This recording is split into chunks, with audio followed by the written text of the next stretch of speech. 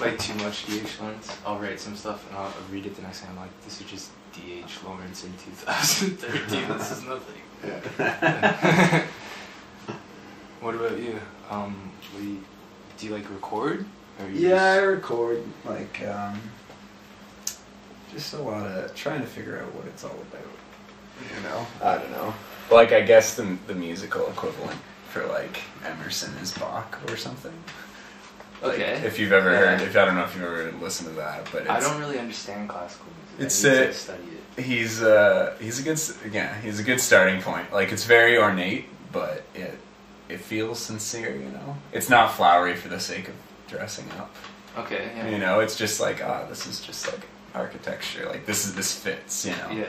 So I don't know, guys like that inspire you, and you're just like, I just want to do something like that's just real, and then you try, and same deal, you know. Like, yeah. You throw it away because you're like, it's, you know, I'm a hack, but yeah. So I mess around like on guitar, electronic stuff, like you know, embrace all forms or die. Right? Yeah. No, absolutely. And work is essential for that, because I'm sure. Like, obviously, Bach had the same experience. Yeah. Like, he's probably listening to, I don't know. Whoever would have been around that. He was, like, really prolific, right? Like, he probably has, like, the largest body of work of, like, any musician, like, ever.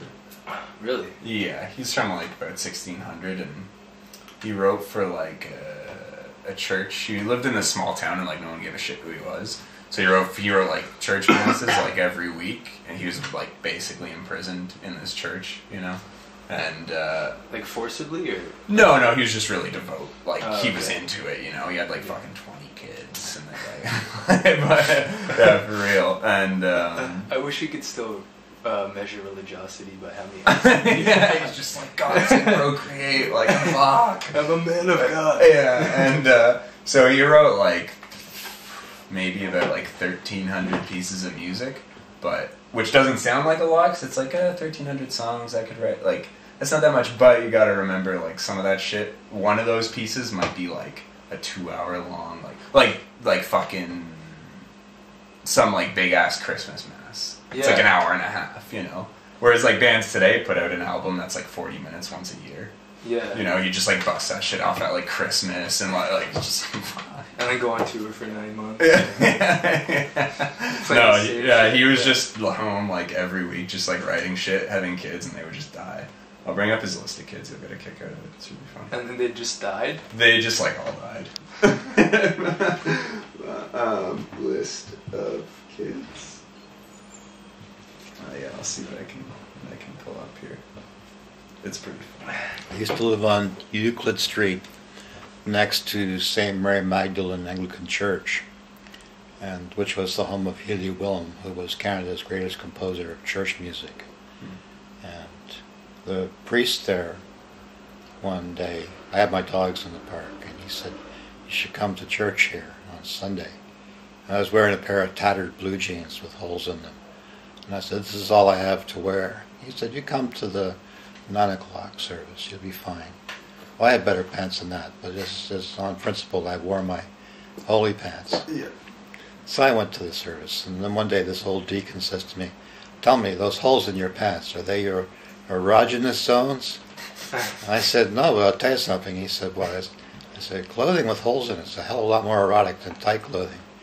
He said, yes, we had a hell of a problem in the army with exposed calves. That's pretty unreal. And one day I had my dogs in the park, and this big fat fella came huffing and puffing up to me, and he said, where is St. Mary Magdalene Church? And I pointed to the church, which is right there at the park. And he said, that's the home of Healy Willem, Canada's greatest composer of church music? That's it? It's like, dude, that's where they gave him a position. They said, go and do what you want to do. You know, you expect it to be the, whatever. Something, It was fun. They ganged up and got rid of that priest because he moved the statue of Mary Magdalene from where it was to the front, so you saw it when you came in. They weren't into that.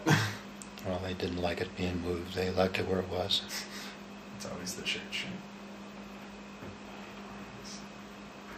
I really want to get this list because it's too funny.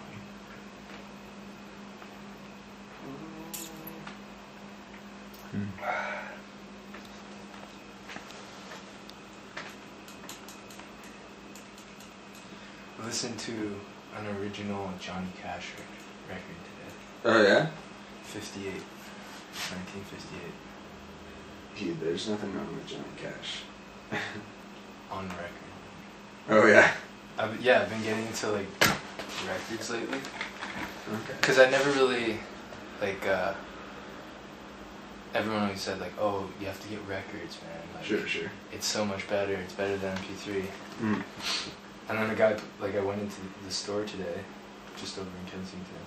And, like, he started playing me these gospel songs. Mm. And, like, yeah, analog over digital is so much better. Mm. Interesting. Storage you go into? Paradise Bound. Yeah. Yeah. The guy in there is really cool. Because, like, He's a friend. He's a friend of yours? Coyote, yeah. Coyote, yeah.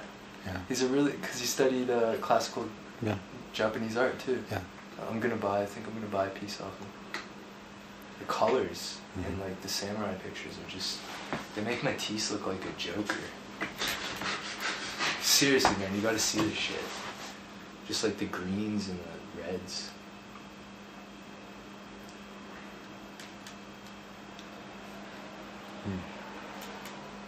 Is his real name Coyote though?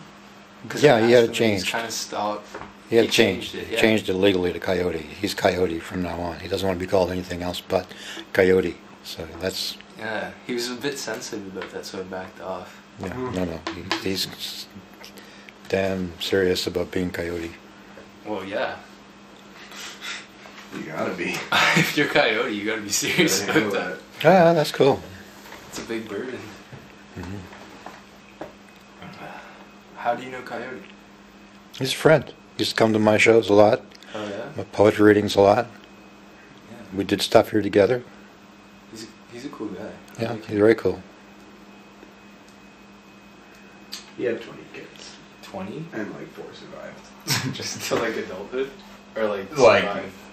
yeah, 4 like had a life. Most of them just okay. died. Like, I mean, 20 kids, man. Medicine's Imagine your wife pregnant for like 20 years. all with the same woman. I had 2. He had 2 wives. It's crazy what they used to do with women. Like, what kind of life is that? You just be pregnant since you're like 14 on. Oh. Pretty fucked up. And they all die? Yeah. And the ones that do live, they leave you and like go start their own lives? Yeah, they were like 3 of them were composers, and like 2 of them like get made fun of by everyone. They were shitty. And like one of them was he was okay.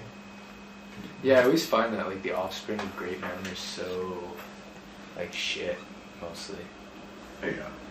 Like, did you ever listen to the Wallflowers? Bob Dylan? Yeah. Jacob. Did you like that? Well, like I don't give a shit. Exactly. Yeah.